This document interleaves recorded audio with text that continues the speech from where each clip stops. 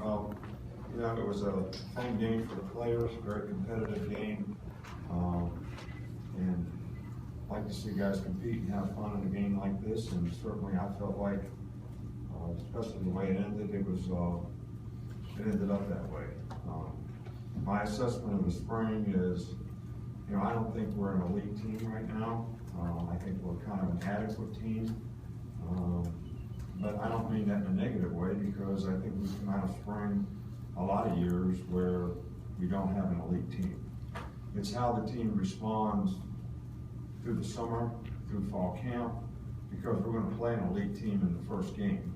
And what kind of commitment each guy makes to being an elite player, to affect himself in a positive way, to affect his unit in a positive way, it's going to determine how we all affect our team in a positive way, which ultimately will lead to what kind of team we really have. So I think there was a lot of situations in this game today that are great teaching situations. We get the ball 1st and 2 at the 1 yard, 1st and 1 at the 1, get a unforced error with a penalty that puts us on 7. We throw the ball and throw an interception and don't score.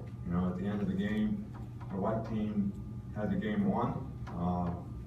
Did a targeting foul, which was not necessary. And so the other team gets another chance, take advantage of it, kick a field goal, win the game. So there's a lot of lessons to be learned from a game management standpoint. It's one of the reasons I like to have games like this where it's very competitive between the players. The good guys are playing against the good guys, the twos are playing against the twos. I think that a lot of the young players did a good job today. And I think they'll gain a lot from the experience that they had, whether it was Tua at quarterback, Jerry Jeudy at wide receiver, Dylan Moses, Najee Harris, whoever it might have been. I think it was good that we made some big plays on offense. I think it's of some concern when you're playing against yourself that at times people were in position to make plays on the ball and didn't make them. And we got to do a better job on defense with the 50-50 ball, or that's going to be an issue with us in the future. So a lot of things to work on, a lot of things to improve on, some things that got exposed today that maybe we didn't see the rest of the spring that will be interesting to see how we can get our players to respond to it. So, but all in all, I think we had a lot of young players make a lot of progress in the spring. I think it's a little more difficult for some of the more experienced guys in spring practice to maintain the mindset and the sense of urgency that you'd like for them to, but we'll see how they respond to that through the fall. We'll start up front here with Mark. Yeah, you mentioned Jerry Jeudy, but what type of spring did he have, and then how far has he come as a player since he first got to campus? Well, he's improved, well, and had a good day today, and we obviously need some young guys to come through for us at receiver. It's not a position where we have a lot of depth. Calvin Ridley is, a special player at the position. Robert Foster had a really good spring, but we need some young players like Jerry Jeudy to continue to grow and develop, and he made significant progress throughout the spring, and I think it culminated in a pretty productive day for him today. Come over here to Michael on the left. So both quarterbacks had over 300 yards passing. I guess what were your thoughts there? And with Tua being his first time out there, what were your evaluations of him? Well, Tua's played, well in all the scrimmages. He had 2 series with the ones where he went 3 and out, so that's not really what we'd like to see. But these statistics are very misleading. First of all, how many times did we run the ball and what were the rushing yards on the rushing plays? If you want to get the true stats on the passing yards, take away all the sacks from that, because those are all the negative plays that we had because we were passing the ball. So there's a lot more balance than what the statistics show, because we take the sacks off the rushing yards in college football. So there's really no negative plays passing unless you throw an interception. But there was a lot of production. I think all of our quarterbacks are better passers than they were a year ago, first, second, and third team guys. So I think that was encouraging. But it really is not, we'll do the stats when we grade the film, because we'll say, okay, we we ran the ball 27 times and we gained 86 yards. So what is that? 3 yards a carry? Not good enough. All right, maybe the other team gained 152 yards rushing and however many 25 carries. That is good enough. And when you take the sacks off of it, you got no way of knowing what your efficiency is when you ran the ball and really what your efficiency is when you threw it. Because we probably had 10 sacks out there today. 12 total. 12 total. All right, each probably averaging 7 to 10 yards. So now you have 250 yards passing on both teams. So it's a little bit misleading when you just look at that part of it, but as I said before, it was good that we threw the ball with a little more efficiency and we made some explosive plays in the passing game, which I think is very, very important to being successful on offense. Right here with Griff on the left. Nick, when it's a split squad like you're talking about and then watered down schemes on both sides, besides execution, what are you looking for? Where's your eye going? Well, I think that we're looking for guys that ownership, standard, how does a guy respond when things don't go well? All right, that's the 3 things that I look at when you're out there in a competitive situation. So ownership means that I can go out there and play my position with consistency and effectiveness and do my job and do it at a high standard of effort and toughness and being a relentless competitor. And then how do I respond when things don't go well? I have a bad play, I drop the ball, I get sacked, I miss a tackle on defense, I get beat over the top. And we're gonna have a bad day the rest of the day, or we're gonna fight back and do the right thing. So those are probably the 3 intangible things that I look at most, because it's not a fair assessment based on what you do on defense and what you do on offense. So it comes down to who can execute well, and who can sustain the mindset to be a consistent performer. Going back with Cecil. Coach, do you come out of the spring with 5 or 6 guys who you say this is going to be in some combination of our offensive line, or is it still further away than that? Well, look, competition is healthy for your team.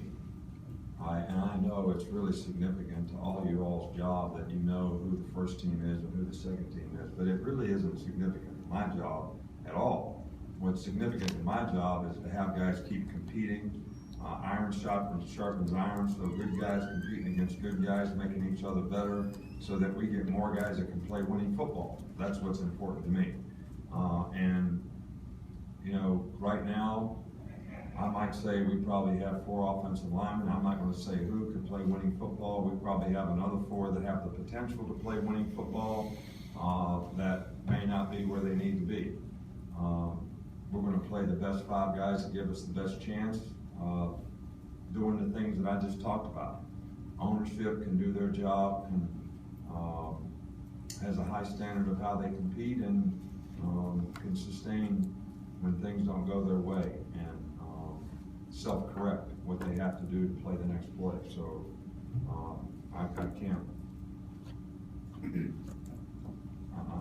Football is a developmental game. So players need the opportunity to develop before we get to the results, which you all just want results. There is no process, right? There is no discipline to execute. There's none of those things. It's just tell me who's going to be there. So I can create an expectation for them and kill them when they don't live up to it. I get it. I understand. But, so, no. Do we have 5 starters etched in stone? No. Do we have starters etched in stone in every position? No. There's competition at positions, and if somebody's a better player can give us a better chance to win, we're going to play the guy. And we've always done that. And I think we owe the players on our team to play the best players. Go to Tony. You're able to establish some success with the long passing, deep passing early on. What is your assessment of that, and what did you see from that? Well, what I saw is we're playing against each other, so every time we completed one, I was happy for the guy that completed it, and I was saying, why did the defensive guy let him complete it? All right, so I guess to answer your question, I have to say, since we're playing against each other, I had mixed emotions. Alex? Is that fair?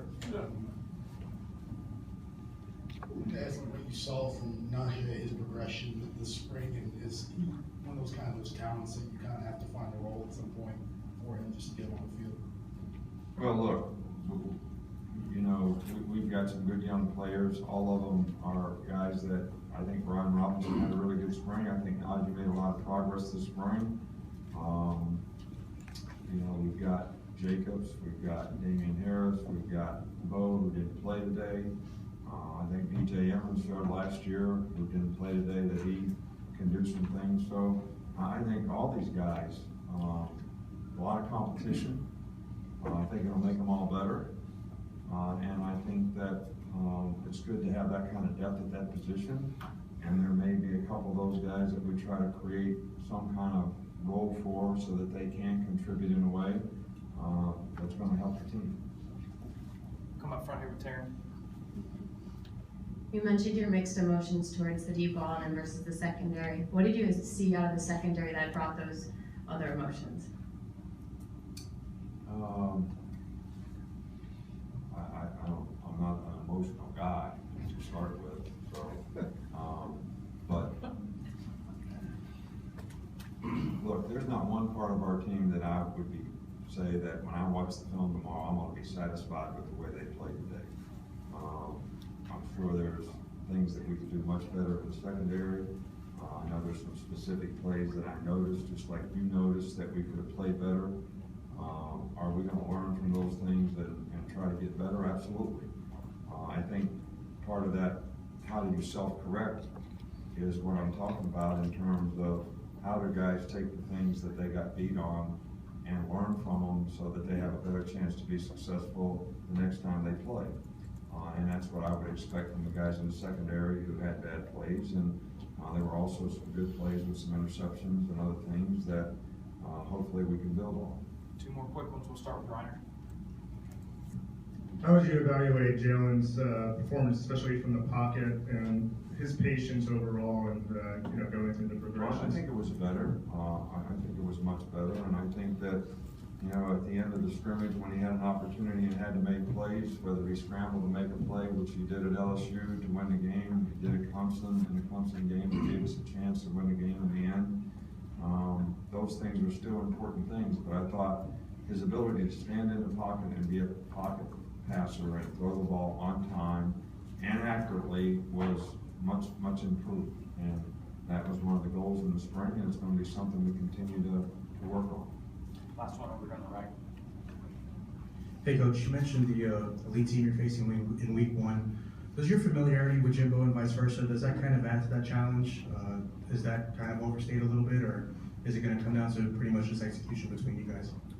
Well, I think that Jimbo's an outstanding coach. He's done a fabulous job. He did a great job for us. I mean, he was one of the best offensive coordinators that I've ever had, college or pro.